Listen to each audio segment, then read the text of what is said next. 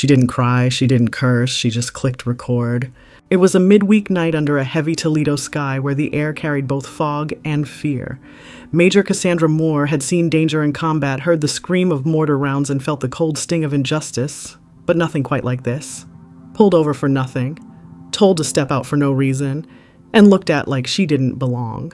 She had committed no crime, no speeding, no swerving, no broken taillight, but she had two things that to Patrolman Travis Nolan made her a target: her skin and her strength. He didn't see a decorated army officer. He saw a black woman alone. And like too many before her, she was expected to shrink. But she didn't. She clicked her phone camera on and stood her ground, not with fists or fury, but with the calm resolve of someone who had carried the weight of nations. This wasn't just another traffic stop. This was another battle. Not in the streets of Kandahar, but on a rural road just outside Toledo, Ohio. And Cassandra Moore was about to make sure this fight wouldn't be forgotten. Before we dive deeper, how are you feeling today? Got enough rest, blood pressure where it needs to be? Because the story we're about to walk through, it ain't just about one woman. It's about the system. It's about what happens when power goes unchecked. And it's about how justice, real justice, is still possible, but only when somebody dares to speak. It had been a long day, but Cassandra Moore was used to long days. At 48 years old, she was built from routine and resilience. The Army didn't just give her structure, it gave her identity.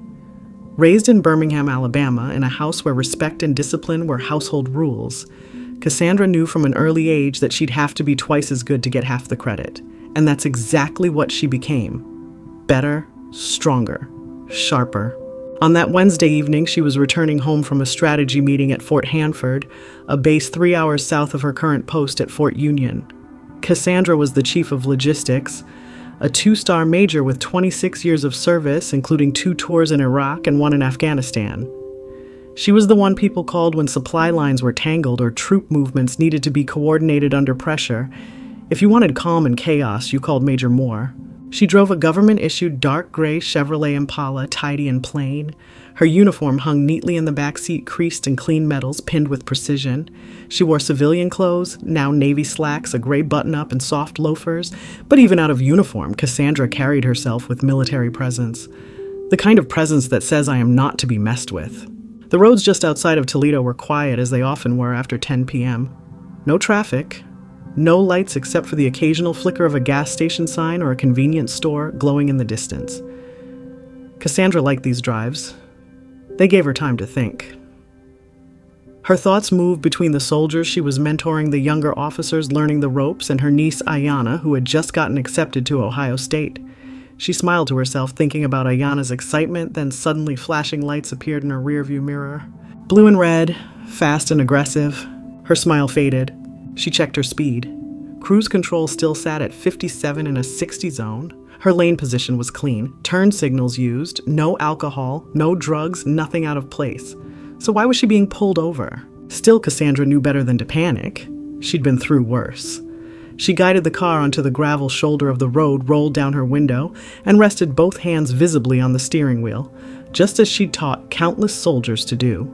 The footsteps came slowly, purposefully. A figure approached. White male, mid-30s, thick build, the kind of man who smirked before he spoke. License and registration, he said, without so much as a greeting.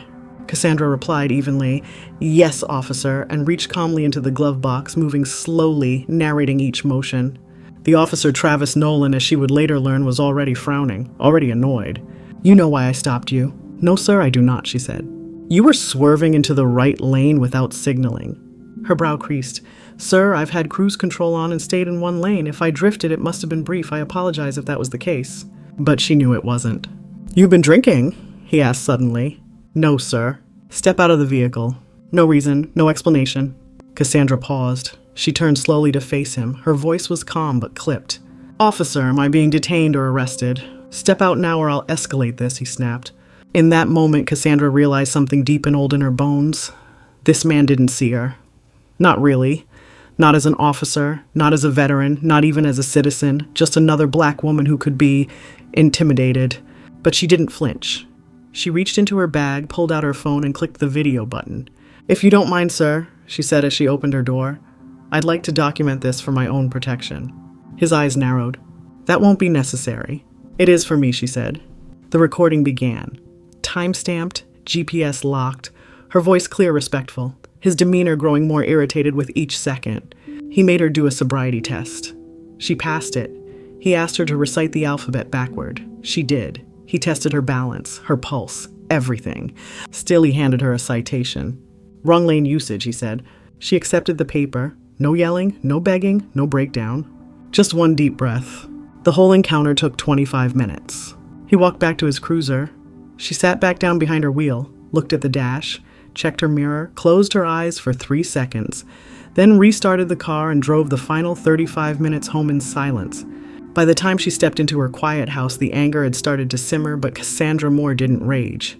She documented, she filed, she reviewed the footage.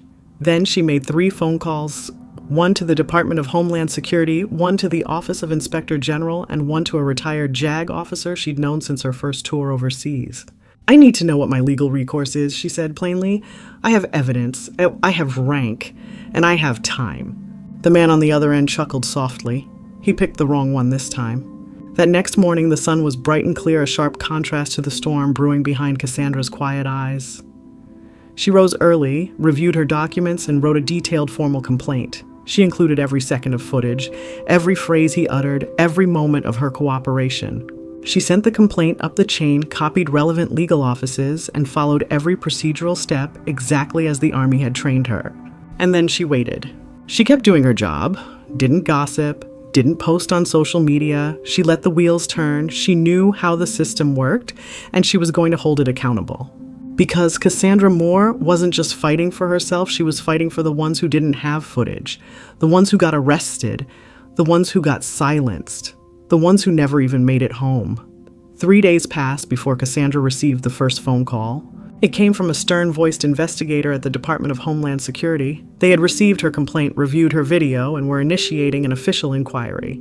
There was a pause on the line before he said, "Major Moore, I want you to know something. We don't often get this level of clarity in these cases. Yours is pristine." Cassandra gave no reaction. She didn't celebrate. She'd seen enough of the system to know that clarity didn't always mean justice. It meant possibility, a chance. By the end of the week, an internal investigation into Patrolman Travis Nolan had begun with 2 federal reviewers requesting access to both his body cam and cruiser dash cam. Cassandra knew how the game worked once multiple sources confirmed her account. The leverage shifted. But Nolan wasn't the kind to back down quietly. He'd done this kind of stop before dozens of times. Sometimes he handed out bogus citations. Sometimes he let folks off with warnings, but made sure they felt small in the process. The difference this time, Cassandra didn't cower, and she didn't disappear. She went through channels, and those channels started heating up fast. In the town of Perrysburg, where Nolan worked, whispers began spreading through the precinct. Officers started side-glancing him at the coffee machine. "You stopped who," one of them muttered under his breath when he saw the complaint name. "You realize she's a freaking major, right?" Nolan tried to play it off. "She was aggressive," he lied. "She was calm," said another officer who had watched the preliminary footage. "She was being shady. She was standing still. She wasn't cooperating. She passed everything." The thin blue line wasn't breaking just yet, but it was starting to fray. By week 2, local news had picked up whispers of a civil rights complaint filed by a black female veteran against a white Ohio patrolman. The news anchor hadn't said Cassandra's name, but the description was enough. And in black communities around Toledo, word started to spread. People were tired of videos, tired of hashtags, tired of empty apologies. But Cassandra Moore, she wasn't another hashtag. She wasn't waiting on pity. She was gathering evidence. That Monday, Nolan was placed on administrative leave pending the investigation. Cassandra got the notice in a plain white envelope printed in standard black font. She held it quietly in her hands, her face unreadable. She went to work like usual. She answered emails. She supervised a warehouse resupply operation. She ran a training module for new recruits. She ate lunch at her desk. But at 6:45 p.m., she walked out to the back lot of Fort Union and sat under the flagpole. She took out her phone and rewatched the video. Again and again. Each time she heard his voice. The condescension, the assumption, the power trip. But she also saw her own face, calm, firm, unbothered. And that reminded her of something her mother used to say. "The storm only rattles what's already weak. If you built strong, you don't shake." Meanwhile, Nolan had hired an attorney, one of those fast-talking types who often appeared on local news to defend cops accused of misconduct. His defense was predictable. The officer feared for his safety, the situation was tense, and the woman refused to comply. But what Nolan didn't count on was technology and rank. The body cam footage from his vest was submitted to the court during the early motions phase of Cassandra's civil case. It showed every second of their interaction. No erratic driving, no aggressive behavior, no raised voice. And then Cassandra dropped her ace. She had a second camera. Her personal phone mounted to the dashboard had caught his approach, his expression, and even his hand on his weapon. Hovering, though never drawn, his eyes were narrowed, his tone was sharp. 2 angles, 1 truth. That was when things turned. The court ruled that the case would proceed to a civil rights hearing. Cassandra, dressed in an elegant black suit with a silver flag pin, arrived at the courthouse on a Thursday morning. She walked with poise. No entourage, no press, just purpose. Inside, Nolan sat at the defendant's table, flanked by his attorney and an expression of disbelief. Cassandra's legal counsel, a black woman named Carla Dean, former Air Force JAG, spoke with razor-sharp clarity. "We are not here to dismantle policing," she told the jury. "We are here to remind it that the uniform does not make you God. And a badge is not a license to harass women, especially women of color, for sport." The trial moved quickly. The judge allowed limited discovery. The jury, a mix of 8 women and 4 men, watched both videos. They read the reports. They heard Cassandra's testimony. She did not cry. She did not shake. She simply answered the questions. "Were you cooperative?" "Yes." "Did you threaten the officer?" "No." "Did you resist?" "Never." "Why did you record the interaction?" "Because I've seen what happens when you don't." The courtroom was silent when the footage played. Nolan's tone was smug. His phrasing was vague. His demands were unjustified. And Cassandra cool, precise, controlled. After her testimony, she left the courtroom and sat alone in a small hallway outside. One of the jury members passed her on their way to the restroom, a middle-aged black woman in a modest blue blazer. She didn't say a word, just gave a look, a nod. The kind women give each other when words are unnecessary. A day later, court reconvened for Nolan's testimony. His attorney tried to spin it, tried to frame Cassandra's tone as covertly confrontational, tried to argue that officers had the right to act on instinct, but the jury wasn't buying it. Even the judge, a pale, thin man in his late 60s, asked plainly, "Officer Nolan, at what point did this woman give you any reason to believe she was a threat?" Nolan faltered. She had a tone, the judge repeated. "Is that now the standard for escalation?" The courtroom held its breath. The tide didn't shift in a grand explosion. It changed with a sentence. A tone, the judge repeated again. "You escalated a situation because of a tone." Travis Nolan swallowed hard. You could feel it in the room, the jury, the court clerk, even the bailiff. Something in the atmosphere broke. That moment wasn't just about Cassandra Moore anymore. It became about the collective exhaustion of a system too often tilted against accountability. The judge leaned back in his chair, eyes cool and unwavering. "Let the record show," he said, "that tone absent aggression, threat, or non-compliance is not a legal justification for detainment or search. Continue." From that point forward, Nolan's defense began to unravel. His testimony, once cloaked in rehearsed confidence, started to fray. He contradicted his own earlier statements, claimed he felt unsafe, but admitted she kept her hands in view the entire time, claimed she was defensive, but couldn't point to a single hostile action. Then came the moment no one expected. Under cross-examination, Cassandra's attorney, Carla Dean, pulled up Nolan's past records quietly obtained through discovery. 5 prior complaints, 2 verbal warnings, 1 formal review for unnecessary escalation in a traffic stop involving another woman of color. Nolan's attorney objected, but the judge allowed it in. Pattern of behavior is relevant in civil rights cases, he said, his voice even. The room got still. The jury leaned in. Carla stood tall, deliberate. "Officer Nolan," she said, walking slowly past the jury box, "would you describe your approach to traffic stops as firm or aggressive?" "Firm," he answered. "Would you say you treat all citizens the same, regardless of race or gender?" "Of course I do." She turned on the screen behind her. A slideshow began, blurred, redacted documents, dates stamped and signed showing prior accusations from other women. All had eerily similar descriptions. He raised his voice early in the stop. "Told me I was lucky? I didn't end up in jail, didn't explain the reason for the stop until after he searched my car." The final slide, a quote from a 2021 complaint. "I didn't feel like a citizen. I felt like a problem." Carla let that sit for a beat. Then she returned to her table, hands clasped. Nolan sat with his lips pressed thin. He wasn't the confident officer anymore, just a man cornered by the truth. The prosecution rested. The judge called for closing arguments the following morning.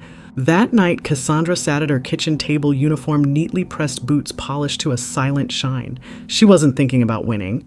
She was thinking about all the things she hadn't said on the stand.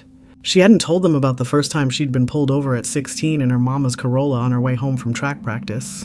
She hadn't mentioned the combat missions where she made decisions that saved men's lives, some of whom never bothered to salute her properly. She hadn't told them about the way white junior officers would sometimes second-guess her logistics briefings, only to later repeat her strategy word for word to command claiming credit. No, she'd kept her focus, she'd told the truth, and now the outcome was out of her hands. The courtroom was full the next morning. Uniformed officers sat in the back row. Community leaders filled the left side. A row of young black girls from a nearby high school sat quietly near the aisle, watching every detail like it mattered, which it did. Cassandra walked in slowly in full dress blues. Her medals glinted beneath the courtroom lights.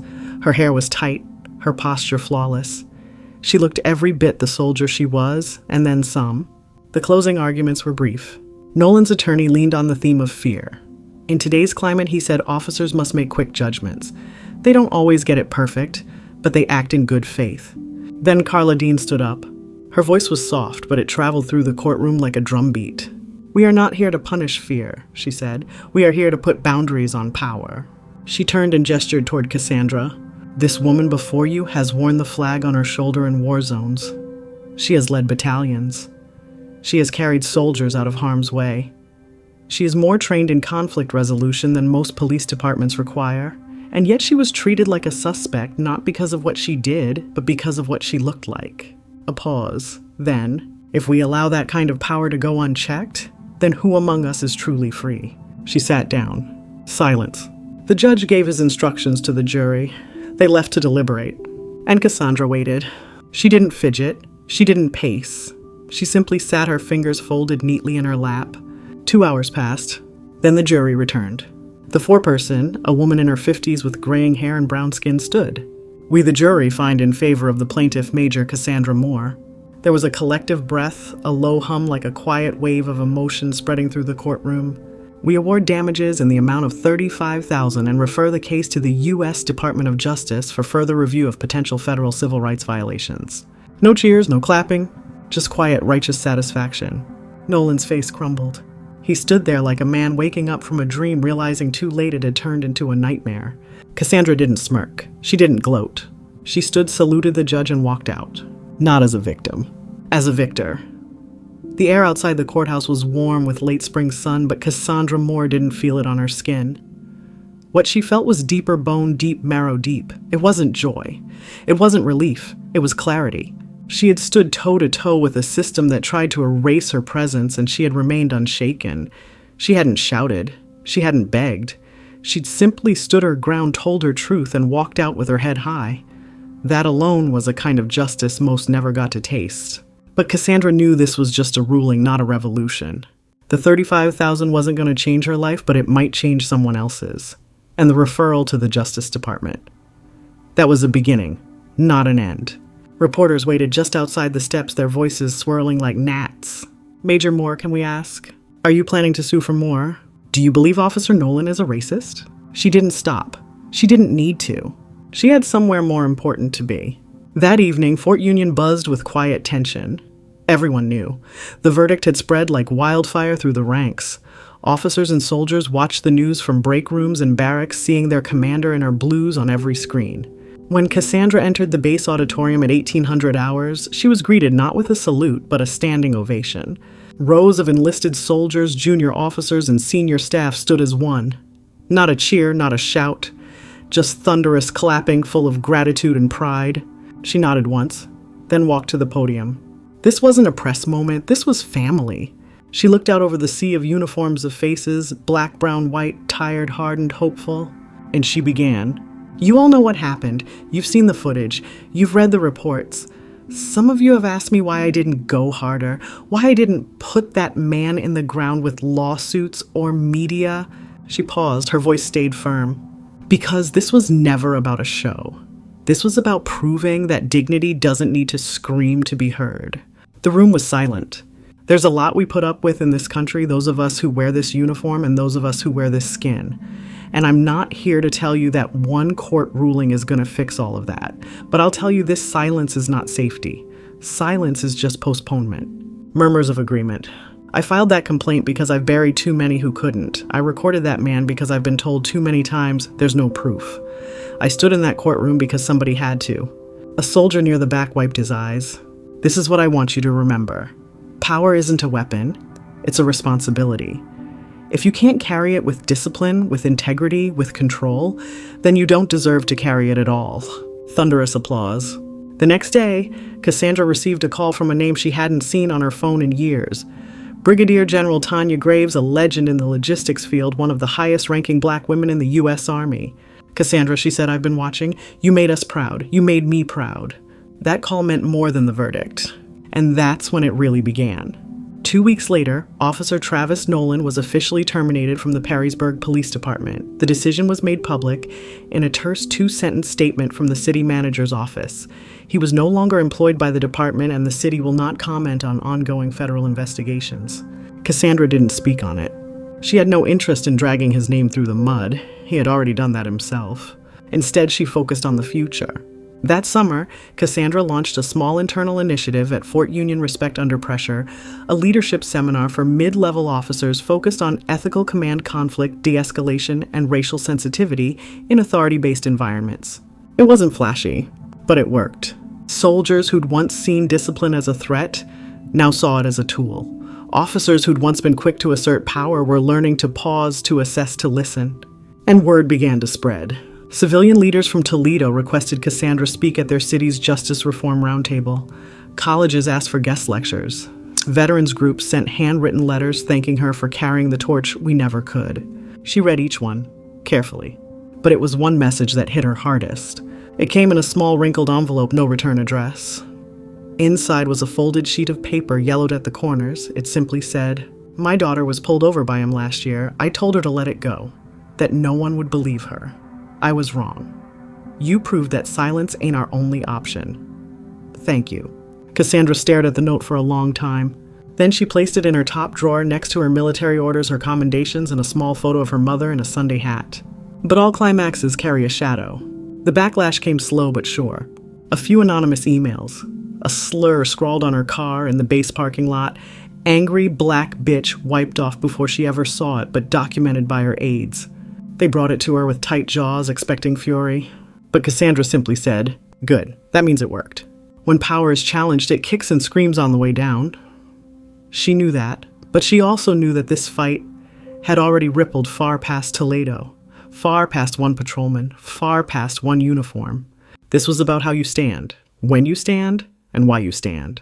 That fall, during a military awards banquet, Cassandra Moore was honored with the Valor Beyond Duty Award, a rarely bestowed recognition for those who show exceptional moral courage off the battlefield. She stood on stage dressed in ceremonial blue, the applause crashing around her like a rising tide. But when she stepped to the mic, she didn't give a speech. She just said one thing. "This is for every sister who kept her hands at 10 and 2 and lived to tell the story. Keep telling it. Keep standing." The applause turned into a roar. And somewhere in the back of that banquet hall, a young black soldier wiped her eyes and whispered, "One day I'll be just like her."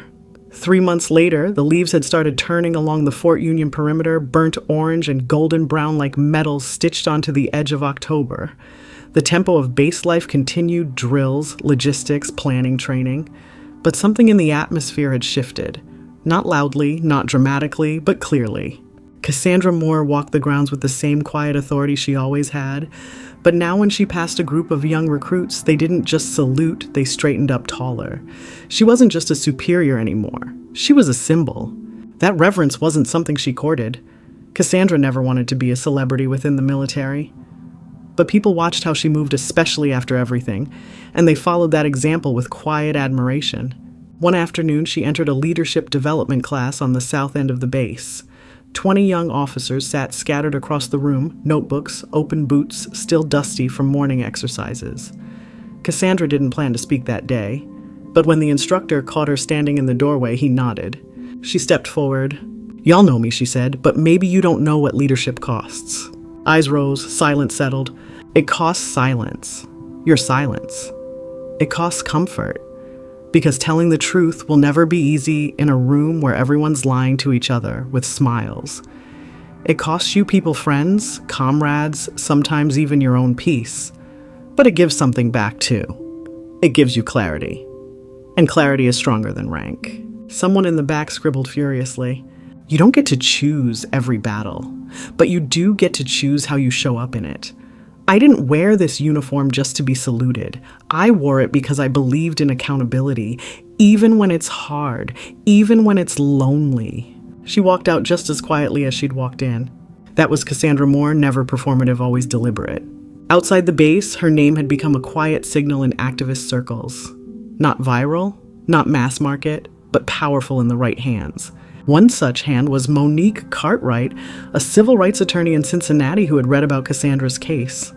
Monique ran a community outreach initiative, and she invited Cassandra to speak at a gathering of veterans who had been mistreated by law enforcement, many of them Black and Latino, many still carrying the emotional residue of humiliation, abuse, or neglect. The room was filled with stories. A man who'd served in Desert Storm tased on his own porch because he fit the description. A retired medic pulled over on his way to church and asked if the Bible on his passenger seat was covering anything illegal. A grandmother in fatigues stopped in her own neighborhood and asked, "Who do you know here?" Cassandra sat quietly for most of the night listening. Then she stood and said, "Your service didn't make you invisible. It made you a target. That's the bitter truth. And the only way we push back is by refusing to be quiet. Not angry, not violent, just undeniable." She didn't need to say much. Her presence was enough. Meanwhile, the Department of Justice had opened a formal investigation into the Perrysburg Police Department. Cassandra was asked to testify again this time as a witness in a larger civil rights inquiry. She complied without hesitation. She arrived in D.C. in full uniform, took the stand in a private DOJ chamber, and once again recounted what happened that night. This time, she added context about power, about gender, about race. This isn't about one officer. It's about a culture of impunity. I've seen what happens when there's no oversight, abroad and at home. If the uniform grants authority, then accountability must travel with it. She left without needing applause.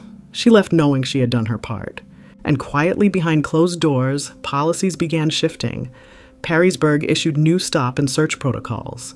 Officers were required to undergo a recertification process around bias training and use of force evaluations.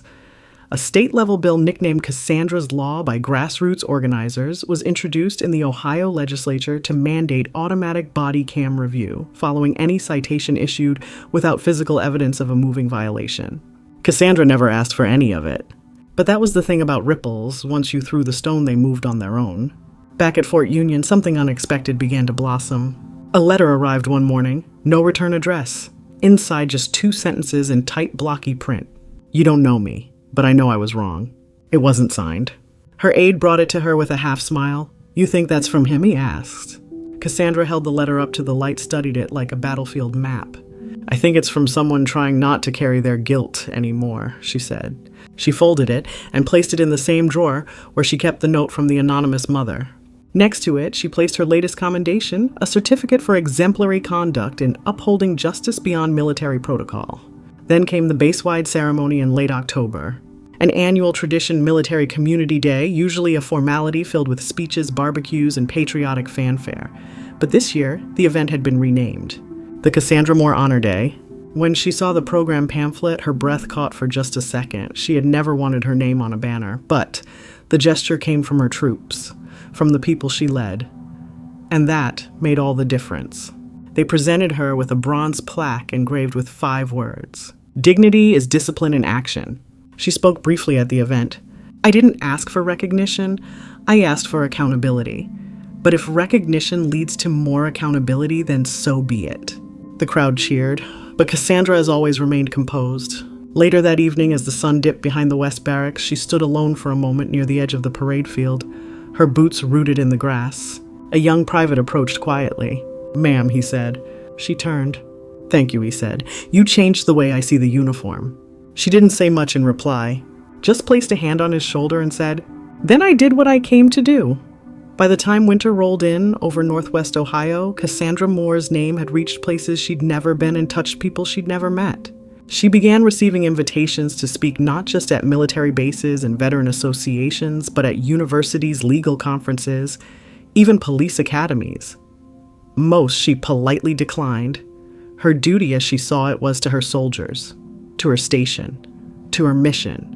But when a request came from a civil rights summit hosted by the NAACP in Detroit, she paused.